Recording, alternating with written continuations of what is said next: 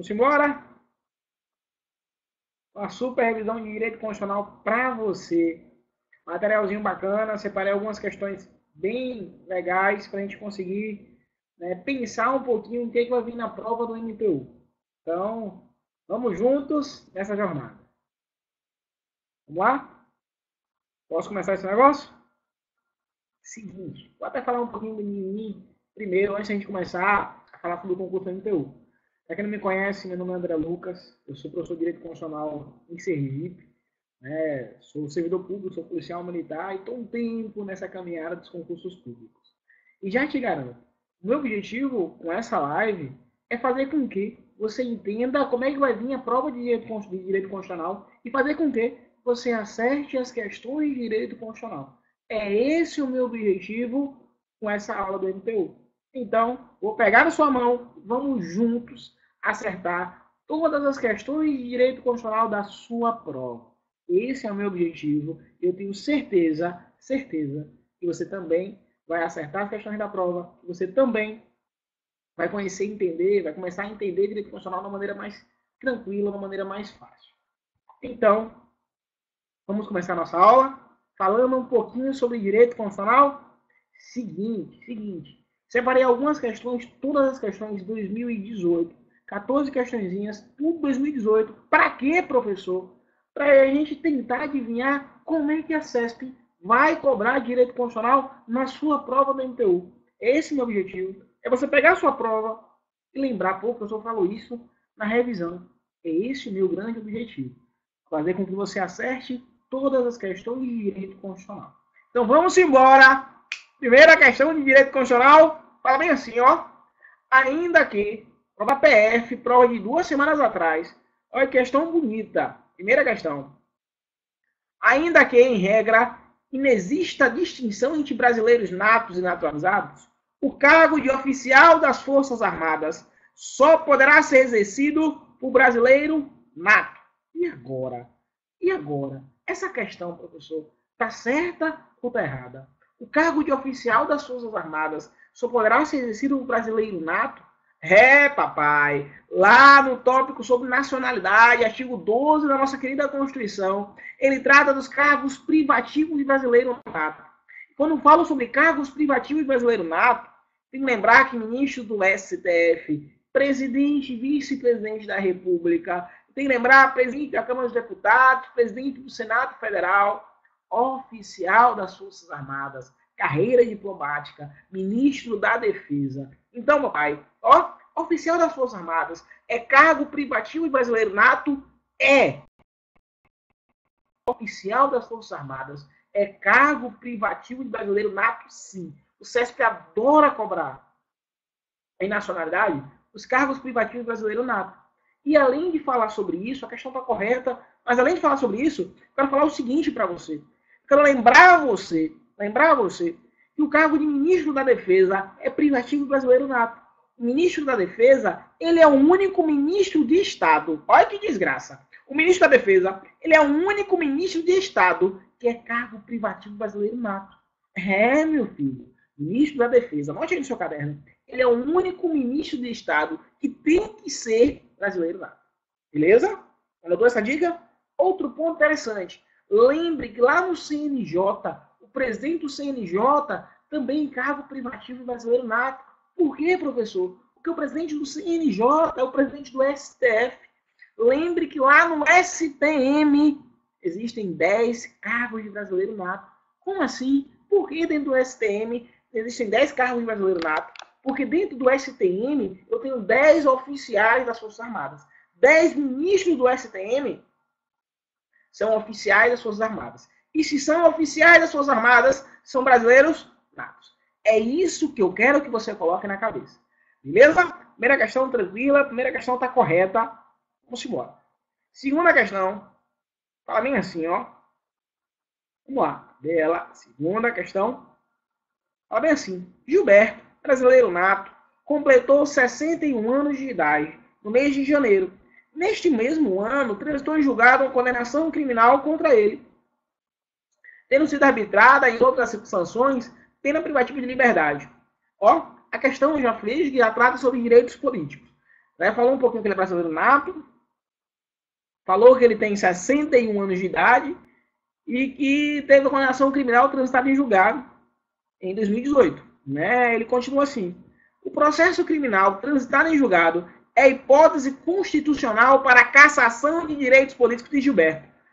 Olhe para mim, meu filho, minha filha, quando eu falo para você sobre direitos políticos, eu já adianto para você que cassação de direitos políticos, não. Eu não tenho cassação de direitos políticos. Anote no seu caderno que é vedada, olha que desgraça, é vedada a cassação de direitos políticos. Anote no seu caderno que é vedada a cassação de direitos políticos. Existem hipóteses de perda ou suspensão de direitos políticos. Cassação de direitos políticos, não. É isso que eu quero que você anote no seu caderno. Cassação de direitos políticos, não. Ou eu tenho perda, ou eu tenho suspensão de direitos políticos. Cassação, não. Questão da PF, tem 2 semanas, caiu essa desgraça e essa questão tá errada. Eu não tenho cassação de direitos políticos. Condenação criminal transitada em julgado é uma hipótese de suspensão dos direitos políticos. E não cassação. O CESP adora cobrar isso. Adora. Então se ligue. Esse ano é ano da eleição. Provavelmente, direitos políticos vai estar na sua prova. E esse é o meu objetivo. Fazer com que você pegue a desgraça da prova e lembre de mim. E acerte a questão de direitos políticos. Beleza? Vamos embora. Então, segunda questão está errada. Anote no seu caderno. Cassação de direitos políticos? Não. Não cassação. Ou eu tenho perda, ou eu tenho suspensão de direitos políticos. Ou é perda, ou é suspensão. Cassação? Não. Vamos para a terceira. Você falou assim, ó. Em razão de sua idade, o ato de votar nas eleições de 2018 é facultativo para Gilberto. Olha que desgraça. Eu vou até anotar esse negócio aqui. Vou até anotar. Ó. Deixa eu pegar aqui o piloto. O voto é obrigatório para quem? Aqui é o ódio obrigatório. Meu desenho é muito bom, mas é o ódio obrigatório. O voto é obrigatório para quem? Anote aí. Maiores de 18. Eita, que meu 8 saiu quase. Maiores de 18 e menores de 70. O voto é obrigatório para os maiores de 18 e menores de 70. Professor, o voto é facultativo para quem? Eu sou muito bom no desenho, acho que vou desistir de desenhar. O voto é facultativo para quem?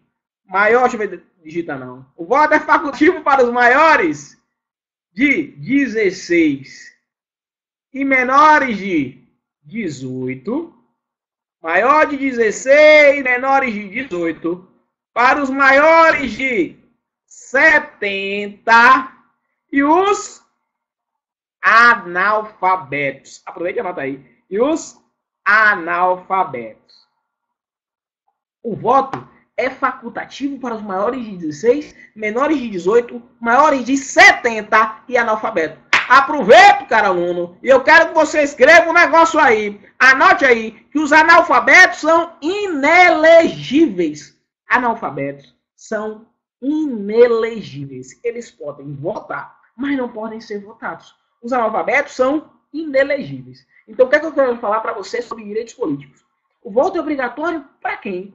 Maiores de 18, menores de 70. O voto é facultativo para quem? Maiores de 16, menores de 18, maiores de 70 e analfabetos. O voto é proibido para quem? Olha que desgraça. O voto é proibido para quem? Menores de 16. Estrangeiros, como regra, e conscritos. Professor, quem é um conscrito? Ó, o conscrito é aquele carinha, aquele indivíduo que está prestando serviço militar obrigatório. O conscrito, ele é um militar. O conscrito, ele não pode nem votar e nem ser votado. O voto é proibido para menores de 16, estrangeiros e conscritos. Belezinha. Vamos embora para a questão. A questão fala o seguinte, ó. Terceira. Em razão de sua idade, o ato de votar nas eleições de 2018 é facultativo para Gilberto. Pelo amor de Deus. Gilberto tem quantos anos? Tem 61 anos. O voto é facultativo para ele? Não, papai. Não. De jeito nenhum. Eu quero lembrar você. O voto é facultativo para quem? Ó, maiores de 16, menores de 18, maiores de 70 e analfabetos. O analfabeto, ele é inelegível. Então, a terceira questão caiu na prova da PF. Tem 2 semanas. O CESP cobrou essa desgraça e está errada. A terceira questão está errada. É isso que eu quero que você coloque na sua prova. É isso que eu quero que você coloque no seu caderno. Esse é o meu objetivo. Vamos embora. Quarta questão, papai. Vamos lá, quarta. Cadê? Quarta questão. Ih, foi demais. Rapidinho, viu? Sobe. Quarta questão. Seguinte. Tá bem assim, ó. Segundo a Constituição Federal, compete à União a proteção ao patrimônio histórico, cultural, artístico, turístico, paisagístico brasileiro. Olha que questão desgraçada, papai. Olha que questão desgraçada. Eu quero botar até no Zoom para você. Vou passar um pouquinho sobre isso. Porque a organização do Estado é competência. Ah, professor, é um tema difícil. É um tema que tem muito detalhe. Eu falo para você, Carol. É um tema que tem muito detalhe. E às vezes você fica querendo, né, embananar um pouquinho de competência. Porque é um tema que traz detalhe e às vezes confunde um pouquinho. Primeira coisa, quando falar na sua prova sobre proteção ao patrimônio histórico, cultural e etc., essa é uma competência comum. Ó, não confunda proteção com legislar sobre patrimônio. Olha que desgraça, olha como é que tá a questão. Devagarzinho, ó. Segundo a Constituição Federal, compete somente à União a proteção.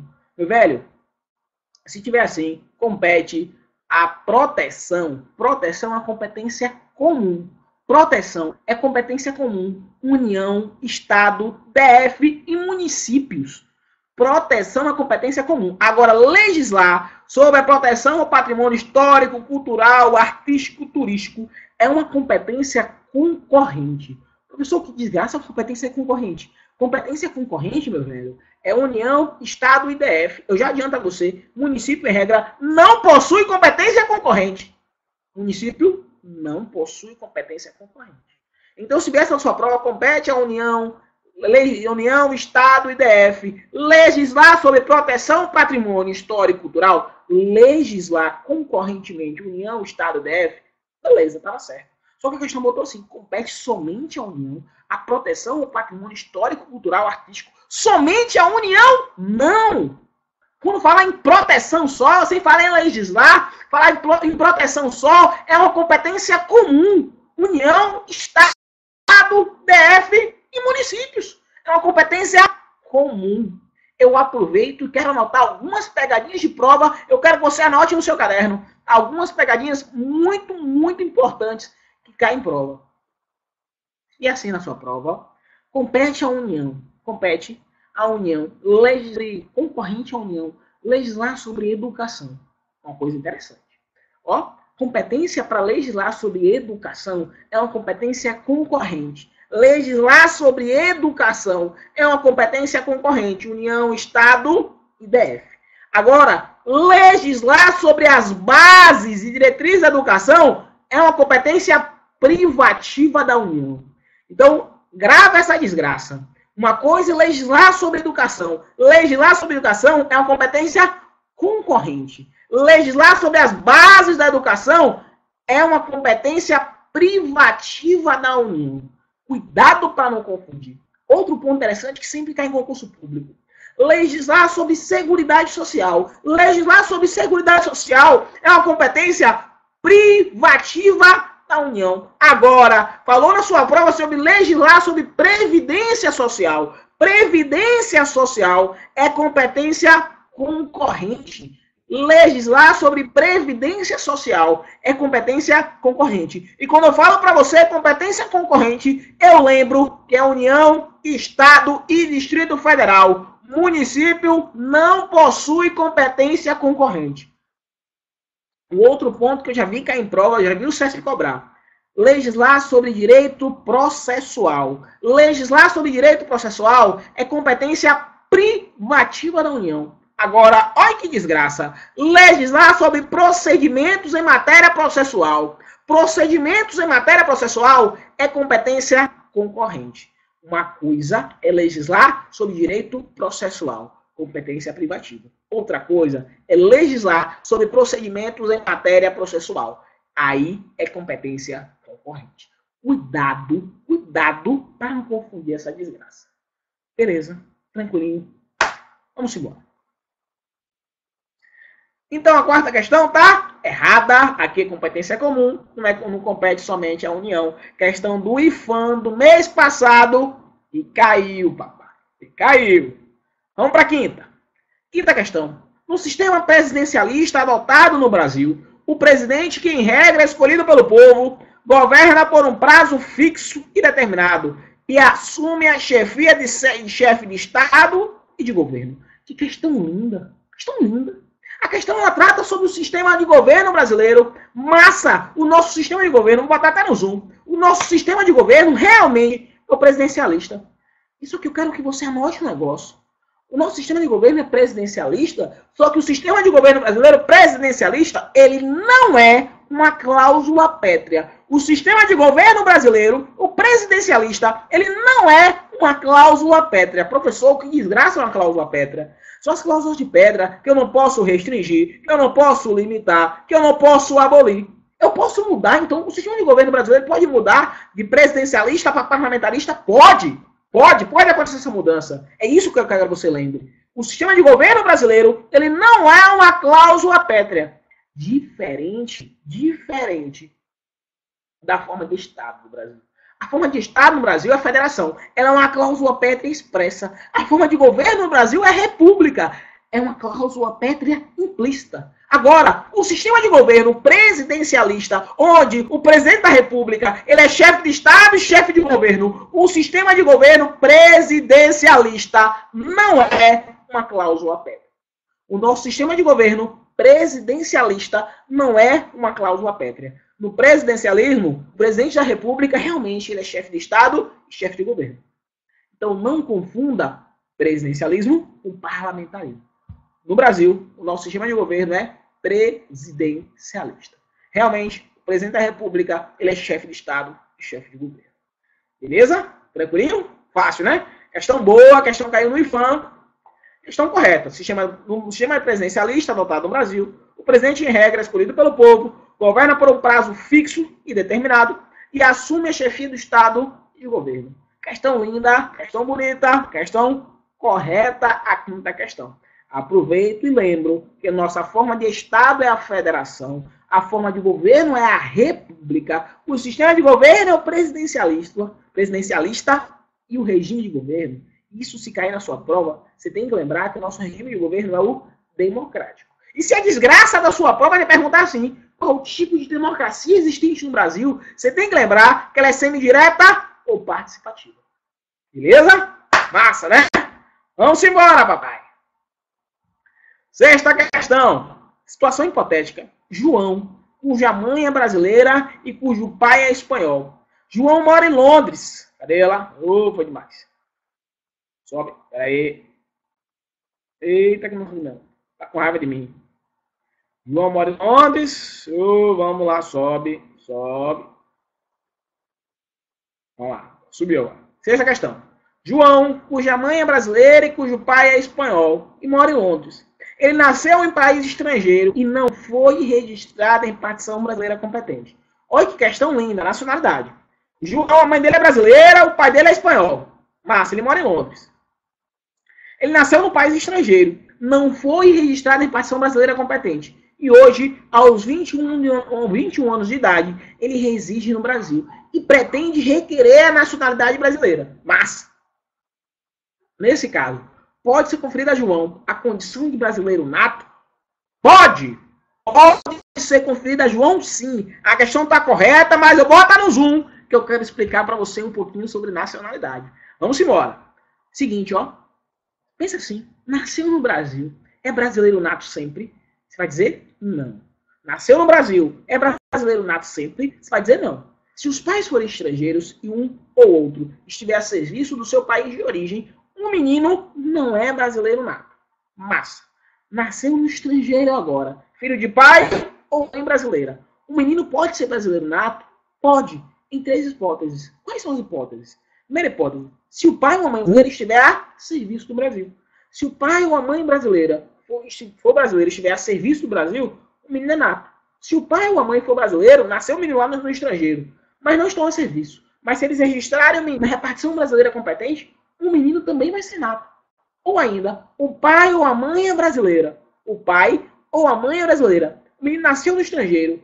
O pai ou a mãe, que é brasileiro, não estão a serviço. Não registraram o menino na repartição brasileira competente. Mas se o menino vier residir aqui no Brasil, e após a maioridade, ele pode optar para ser brasileiro nato. Ele vier residir no Brasil, e após a maioridade, ele optar por ser brasileiro nato, ele vai ser brasileiro nato, porque ele é filho de brasileiro. E eu lembro a você de um critério chamado ius sanguinis. Beleza? A questão tá linda, a questão tá correta. Tranquilinho? Boa, né? Boa. Sexta questão, correta. Sétima questão, mais uma do IFAM, 2018. Um analfabeto não pode realizar alistamento eleitoral e, por essa razão, também não pode concorrer a cargo eletivo. Meu velho, o analfabeto não pode realizar alistamento eleitoral e, por essa razão, também não pode concorrer a cargo eletivo. A questão está errada. Por quê, professor? Porque a gente já viu que o analfabeto ele pode votar, ele só não pode ser votado. O analfabeto ele pode realizar alistamento eleitoral, ele pode votar, ele só não pode ser votado. É isso que eu quero que você coloque na cabeça. O analfabeto ele pode votar, mas não pode ser votado. Beleza? Então a questão fala assim, o analfabeto não pode realizar alistamento eleitoral. Opa, não pode não, ele pode sim. A questão está errada. O que não pode acontecer é o analfabeto ser votado, mas ele pode votar, não pode ser votado. Tranquilo? Vamos para a oitava. O cancelamento da naturalização em razão de sentença transitada em julgado implica cassação de direitos políticos. A oitava eu coloquei de propósito. Por quê? Porque vou até botar no zoom. Por que essa oitava questão eu coloquei de propósito? Porque o CESP, em tempo aí de 2 meses mais ou menos, cobrou a mesma desgraça. Olha que questão massa! O CESP cobrou na prova da PF cassação de direitos políticos, cobrou na prova do IFAM cassação de direitos políticos. Ah, professor, a prova da PF era no nível superior, a prova do IFAM era no nível médio e cobrou o mesmo item, cassação de direitos políticos. Meu velho, minha filha que você está assistindo esse negócio, cuidado. Cassação de direitos políticos? Não. É vedada a cassação. De verdade. Ou é perda ou é suspensão. O CESP vai querer confundir a sua cabeça. Ele cobrou 2 vezes, véio, nos últimos 2 meses. Cobrou tanto na prova do IFAM como na prova da PF. É questão para você não errar no MPU. Vai cair essa desgraça de direitos políticos no MPU e você vai acertar a questão. Não pode cassação de direitos políticos. Ou é perda ou é suspensão. Cassação de direitos políticos, não. Ou é perda ou é suspensão. É isso que eu quero que você coloque na sua cabeça. Ou é perda ou é suspensão. Cassação, não. Beleza? A questão tá errada. Vamos embora? 9ª questão. Opa, desceu demais agora. Sobe, sobe. Subiu. 9ª. O mandado de segurança. Foi? A oitava tá errada. Oitava errada. Cassação não. O mandado de segurança é um remédio constitucional adequado para garantir o acesso à informação constante de banco de dados governamentais, uma vez que o direito à informação é um direito líquido e certo. Meu velho, não confunda mandado de segurança com habeas data. Não confunda mandado de segurança com habeas data. A questão está errada. Quando eu falo acesso à informação constante de banco de dados em entidades governamentais, eu estou lembrando de habeas data. Informações relativas à pessoa do impetrante, regificação de dados, habeas data, e não mandado de segurança. E não mandado de segurança. Mandado de segurança, vou até botar no zoom. Mandado de segurança é direito líquido e certo, não amparado por habeas corpus ou habeas data. Mandado de segurança é direito líquido e certo. Quando vier na sua prova, informações relativas à pessoa do impetrante em bancos de dados de entidades governamentais, você vai lembrar habeas data. Retificação de dados, habeas data. E não mandado de segurança. Não confunda mandado de segurança com habeas data. Não confunda mandado de segurança com habeas corpus, que é a liberdade de locomoção. Lembre da ação popular também. Que desgraça a ação popular. A ação popular serve para anular ato lesivo. Olha que massa. A ação popular, ela serve para anular ato lesivo. Anular ato lesivo ao patrimônio histórico e cultural, ao patrimônio público, à moralidade administrativa e ao meio ambiente. A ação popular serve para anular ato lesivo. E se a prova perguntar quem pode impetrar a ação popular, você tem que lembrar que é qualquer cidadão. Qualquer cidadão pode impetrar a ação popular. Se a prova me perguntar bem assim, tá massa, ação popular, qualquer cidadão. Quem é cidadão? Quem está em pleno exercício dos direitos políticos. Eu posso ser brasileiro e não ser cidadão? Pode! Eu posso ser brasileiro e não ser cidadão. Quem é cidadão? Que está em pleno exercício dos direitos políticos. Então coloque no seu caderno que quem pode impetrar a ação popular é qualquer cidadão. Qualquer cidadão pode impetrar a ação popular. E a ação popular serve para anular ato lesivo ao patrimônio público, ao patrimônio histórico e cultural, à moralidade administrativa e ao meio ambiente. A ação popular serve para anular ato lesivo. Se na tua prova ainda perguntar sobre uma coisa chamada mandado de injunção, você tem que lembrar assim, mandado de injunção. Sempre que a falta de uma norma regulamentadora torne inviável o exercício de um direito, você vai impetrar o mandado de injunção. Você tem um direito, mas falta uma norma para regulamentar o seu direito. O que é que você faz? Mandado de injunção. Sempre que a falta de uma norma regulamentadora torna inviável o exercício de um direito, você vai ter que impetrar o mandado de injunção. Beleza? Tranquilo? Então não esqueça de remédios constitucionais. Mandado de segurança, direito líquido, certo?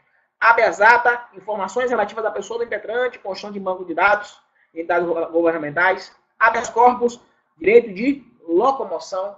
Mandado de injunção.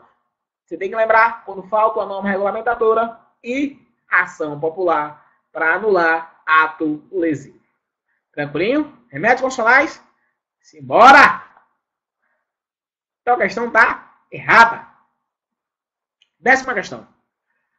O número de deputados e de senadores é definido em lei de acordo com o número de habitantes de cada estado e do Distrito Federal.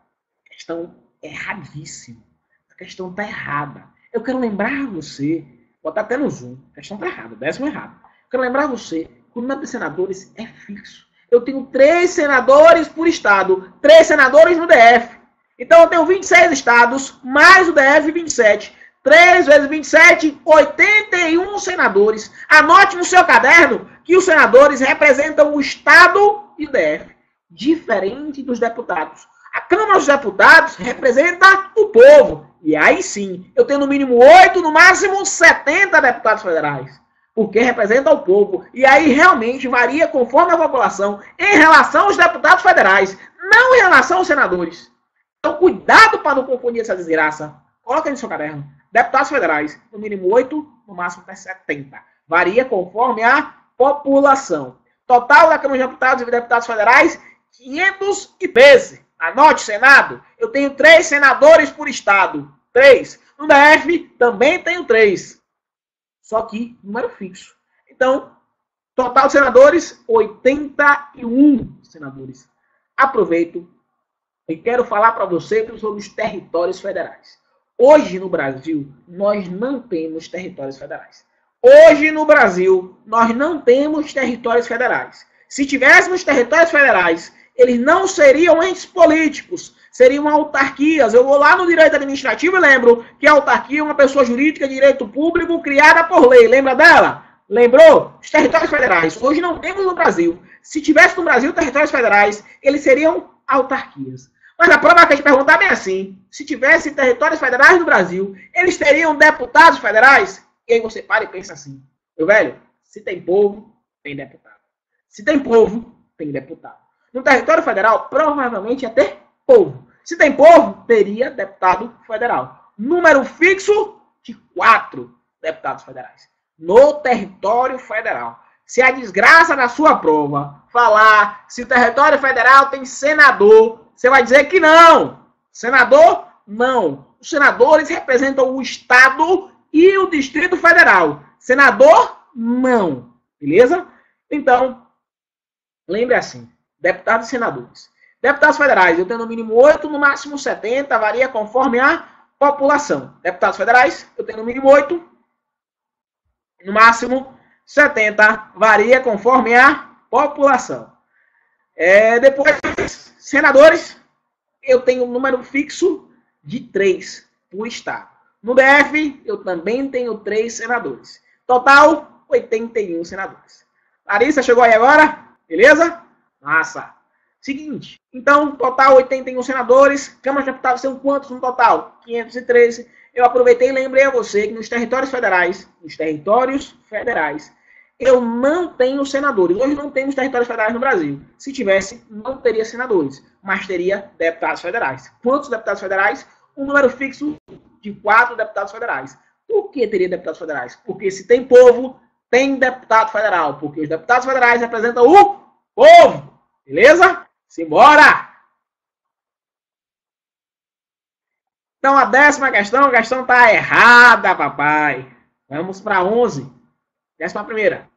Fala bem assim. Compete à Câmara dos Deputados autorizar a instauração de processo. Compete à Câmara dos Deputados autorizar a instauração de processo contra o Presidente da República. Massa. E ao Senado Federal compete o seu processamento e julgamento nos casos de crime de responsabilidade.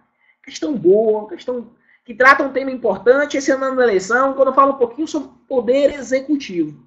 Vou botar até no Zoom, para lembrar você alguns pontos interessantes. Primeiro ponto. Quando eu falo sobre o Presidente da República, lembre que ele não pode ser preso nem flagrante, nem preventiva, nem temporária. Presidente da República, beleza? Presidente da República, se cometer crime comum relacionado com o mandato, quem vai julgar ele? STF. Mas quem tem que autorizar? A Câmara dos Deputados. 2/3 da Câmara dos Deputados. Crime comum, quem julga? Presidente da República.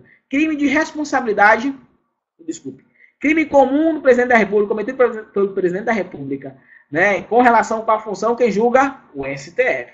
Câmara dos Deputados tem que autorizar. 2/3. Crime de responsabilidade, quem vai julgar o Presidente da República? O Senado Federal. Quem tem que autorizar? A Câmara dos Deputados. Quero lembrar você que lá no crime de responsabilidade, quem julga é o Senado, mas quem preside o julgamento é o presidente do STF. Beleza? Questão boa. A questão falou bem assim. Compete à Câmara dos Deputados autorizar a instauração de processo contra o Presidente da República. Realmente, autorizar por 2/3. E ao Senado Federal compete o seu processamento e julgamento nos casos de crime de responsabilidade. Realmente, é o Senado Federal que julga o Presidente da República nos casos de crime de responsabilidade. Quero lembrar você que, nesse caso, quem preside o julgamento é o presidente do STF. Beleza? Tranquilinho? Professor, se fosse crime comum com relação ao mandato, quem vai julgar é o presidente da República? STF. Crime de responsabilidade, Senado Federal. Lembre que tanto no crime comum como no crime de responsabilidade, a Câmara dos Deputados tem que autorizar 2/3. Por 2/3. Belezinha? Questão boa. A 11, correta. Vamos para a 12. Meu velho, a 12, quando eu peguei, é inacreditável que ela caiu do SESC. Mas ela caiu esse ano na prova do IFAM. Falando bem assim, olha que questão, velho. O Ministério Público é órgão do Poder Judiciário. E agora? O Ministério Público, ele é órgão do Poder Judiciário? Tá de sacanagem, né? Não, né, papai? De jeito nenhum. Mas eu aproveito e quero lembrar a você um pouquinho, algumas coisas do Ministério Público. Eu quero lembrar você. Deixa eu tentar desenhar. Vou tentar desenhar. Eu não sou ruim em desenho, mas eu vou tentar. Quero lembrar a você que o MP... Vamos lá. Eita, não deu. Quero lembrar a você que o MP... massa. Quero lembrar a você que o MP, Ministério Público, ele é dividido em 2. Ministério Público, eu tenho um MP da União, MPU, e eu tenho um MP dos Estados. Certo? Dentro do MPU, velho, dentro do MPU, eu quero lembrar a você que dentro do MPU eu tenho quem, professor? Quem está dentro do MPU? O MPM, o MPT, o MPBFT, e ainda o MPF. Beleza? O MP, eu tenho MPU, certo? Deixa eu até botar um espaço aqui. Dentro do MPU tem MPM, MPT, MPDFT, errei ali, MPDFT e o MPF. Beleza? Ainda eu quero lembrar você dos princípios institucionais do MPU. Quando falar em princípios institucionais, lembre do UI, papai. Lembre do UI. Unidade, indivisibilidade, independência funcional. É interessante também lembrar disso. Beleza? Então, o MP, a questão vem e fala bem assim. O Ministério Público, órgão do Poder Judiciário, não, negativo. Tá? Aproveitei e lembrei você um pouquinho sobre o MP. Vamos para 13. 13. O presidente da República é a autoridade competente para promulgar emendas constitucionais. Meu velho, presidente da República é a autoridade competente para promulgar emendas constitucionais. Tá errada a questão. Errada! A 13, errada. Professor, quem é que promulga emendas constitucionais? Vou botar até no zoom aqui. Meu velho, as emendas constitucionais são promulgadas pela mesa da Câmara dos Deputados e pelo Senado Federal. Mesa da Câmara e mesa do Senado. Emenda constitucional é promulgada pela mesa da Câmara e mesa do Senado. Então, lembrar você que o presidente da República ele faz PEC. Ele é uma autoridade para fazer PEC. Quem pode, né, fazer PEC? O presidente da República, mais da metade das assembleias legislativas, manifestando cada uma delas pela maioria relativa dos seus membros. Lembra disso? E 1/3 dos membros da Câmara dos Deputados ou do Senado Federal. Quem pode fazer? PEC. Quem pode promulgar uma emenda constitucional não é o presidente da República, são as mesas da Câmara dos Deputados ou do Senado Federal. Tá? Eu aproveito e quero lembrar a você algumas atribuições delegáveis do presidente da República. Vou até apagar isso aqui. Deixa eu apagar. Quero lembrar a você as atribuições delegáveis do presidente da República. Eu quero lembrar você assim, ó. Dei pro PAN. Atribuições delegáveis do presidente da República. Desde que, professor, atribuições delegáveis do presidente da República. Você tem que lembrar, dei pro PAN. É assim que você tem que decorar esse negócio. Como assim? D de decreto. Decreto. O I, professor, é I de indulto. Indulto. I de indulto. O PRO, aqui, é de prover cargos públicos. Inclusive, a STF já falou, desprover também engloba. O PAN, deixa eu dar até o espaço. O PAN, PGR,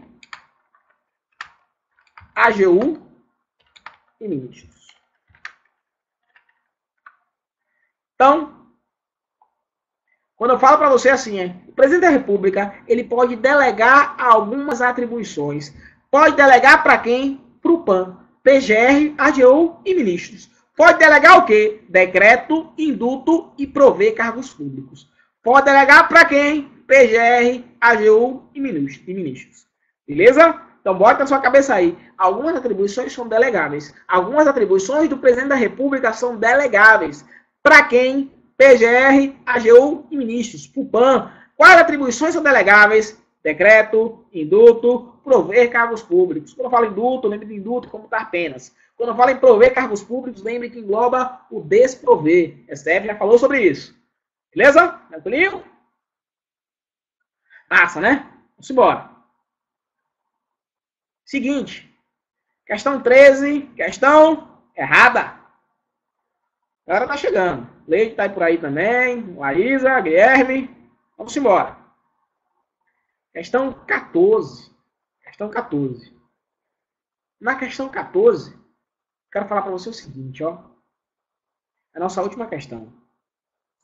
Na questão 14, fala o seguinte. No Brasil, as proibições constitucionais de tortura e de tratamento desumano decorrem do fundamento da dignidade da pessoa humana. Olha que questão massa. O CESP cobrou isso na prova do IFAM. As proibições constitucionais de tortura e de tratamento desumano decorrem do fundamento da dignidade da pessoa humana. Você para e pensa assim. E agora? Será que é pegadinha do CESP? Ou será que realmente a vedação à tortura decorre da dignidade da pessoa humana? E agora, para onde eu vou? Porque essa questão daquela que você para e pensa, meu velho, eu acho que está certa. Mas se eu marcar que está certa, o CESP pode ser uma pegadinha do CESP e eu posso errar. Essa é uma questão de você parar e pensar, para onde eu vou? Para onde eu vou? Porque se eu marcar e estiver errado, eu vou perder outra. E você fica naquela, marco ou não marco, e aí, para onde eu vou? Eu lembro a você que a dignidade da pessoa humana, a dignidade da pessoa humana é um fundamento da República Federativa do Brasil. Lá em Fundamentos, lembra dele, artigo 1º, a República Federativa do Brasil tem como fundamentos soberania, cidadania, dignidade da pessoa humana. E pela dignidade da pessoa humana, o STF já decidiu, já permitiu, inclusive, o aborto, no caso do feto anencéfalo. Pela dignidade da pessoa humana, eu tenho a vedação à tortura e o tratamento desumano e degradante. Pela dignidade da pessoa humana, eu tenho a regulamentação do uso de algemas. Meu velho. Dignidade da pessoa humana, eu tenho assim, ó, só é lícito o uso de algemas em 3 casos. Perigo, resistência e fuga. Se não, eu vou estar torturando ele. Se não, eu vou estar ferindo o princípio da dignidade da pessoa humana. É nisso que eu tenho que pensar. É nesse ponto que eu tenho que pensar. É uma questão assim que você para e pensa e fala, pô, e aí, velho, pra onde eu vou? Será que é uma pegadinha do CESP? Não, não é pegadinha do CESP, não. No Brasil, as proibições constitucionais de tortura e tratamento desumano decorrem realmente do fundamento da dignidade da pessoa humana. É vedada a tortura e o tratamento desumano e degradante. Por que, professor, é vedado? Eu lembro a você do artigo 1º da nossa querida Constituição Federal. O artigo 1º da Constituição Federal fala que é fundamento da República Federativa do Brasil a dignidade da pessoa humana. E lá no artigo 5º, inciso 3º, fala que é vedada a tortura e o tratamento desumano e degradante. As coisas estão relacionadas. As coisas estão relacionadas. É vedada a tortura e o tratamento desumano e degradante. Decorre realmente do princípio, do fundamento da dignidade da pessoa humana. Questão excelente, que causa realmente dúvida. Mas é por isso que eu coloquei lá na sua prova. É uma questão de 1 mês atrás. Vai cair na sua prova isso? E eu tenho certeza que agora você acerta. Por quê? Porque o CESP é assim. O CESP vai causar dúvida. Se fosse muito fácil, você acertaria. Todo mundo passava. Aquele medo do CESP acabava. Mas o meu objetivo aqui é fazer com que você pegue a prova CESP e acerte todas as questões de direito constitucional. O CESP não é uma banca, aquela banca que dá medo. Não, meu velho. Você tem que aprender como é que o CESP cobra. De verdade, se você aprender como é que o CESP cobra, o seu medo vai acabar. Se você aprender como é que o CESP cobra, você vai ver, pô, por que o CESP quer falar sobre isso? E aí, dá certo. Beleza? O professor tem como passar o gabarito das outras questões? Tem. Vamos lá, voltando, ó. Devagarzinho, respondendo as outras questões. Para quem chegou agora, inclusive. Primeira questão, está correta, beleza? Brasileiro nato, oficial das Forças Armadas. Segunda questão, está errada. Cassação de direitos políticos não pode. Não posso ter cassação de direitos políticos, é perda ou suspensão, beleza? Terceira questão, ele falou que em razão da idade, Gilberto pode votar. O ato de votar é facultativo negativo. O voto é facultativo maiores de 16, menores de 18, maiores de 70. E Gilberto tem aqui 61 anos. Nada a ver. Beleza?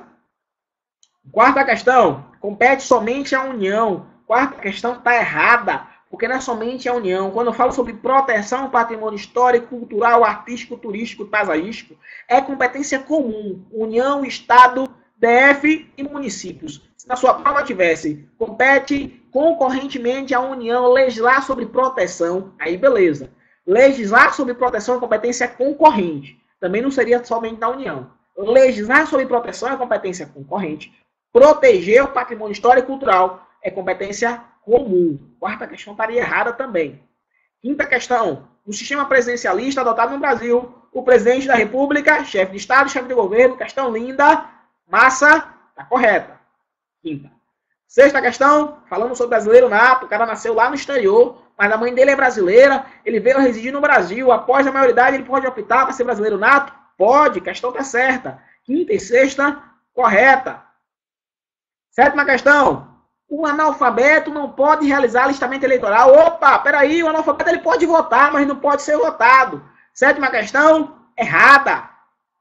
Oitava, a oitava eu botei de propósito. Em menos de 2 meses, o CESP cobrou o mesmo tema. Oitava traz de novo cassação de direitos políticos. Cassação de direitos políticos não, eu tenho perda ou suspensão. Por isso eu falo, cuidado, cobrou na prova do IFAM, cobrou na prova da PF. Cuidado com esse tema. Tá errada também a oitava. Nona questão, falando sobre remédios constitucionais, mandado de segurança. Nesse ponto, ele está trocando mandado de segurança com habeas data. A nona está errada. Cuidado com remédios constitucionais. 10ª questão, ele fala assim, o número de deputados e senadores é definido em lei de acordo com o número de habitantes. Não, velho. O número de senadores é um número fixo. 3 senadores por estado, mais o DF. Errada essa 10ª questão.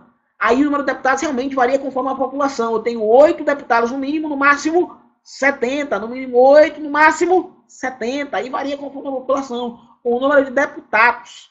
Senadores? Não, o número fixo de 3. Errada essa 10ª. 11.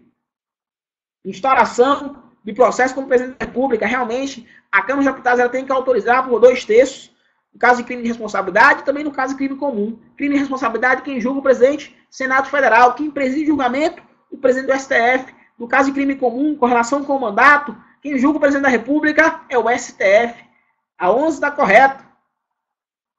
12, questão feia, né? O Ministério Público é órgão do judiciário negativo. 12 está errada. 13. O presidente da República é a autoridade competente para promulgar emendas constitucionais. Não, as emendas são promulgadas pelas mesas da Câmara de Deputados e do Senado Federal. Errada. Beleza? E a 14. Quando fala sobre o princípio da dignidade da pessoa humana e vedação à tortura, tá linda e tá correta. Beleza? 14. Correto. Tranquilinho? O que é que eu falo? Né? Finalizando até nossa revisão aí para o MPU. Eu trouxe 14 questões de temas cobrados, né, em menos de 2 meses aí pelo CESP. De remédios constitucionais, competência, nacionalidade, direitos políticos. Quero falar para você assim, cara, de verdade. O concurso do MPU, você tem aí menos de 1 mês para sua prova. Menos de 1 mês. O que você tem que fazer até lá? Né?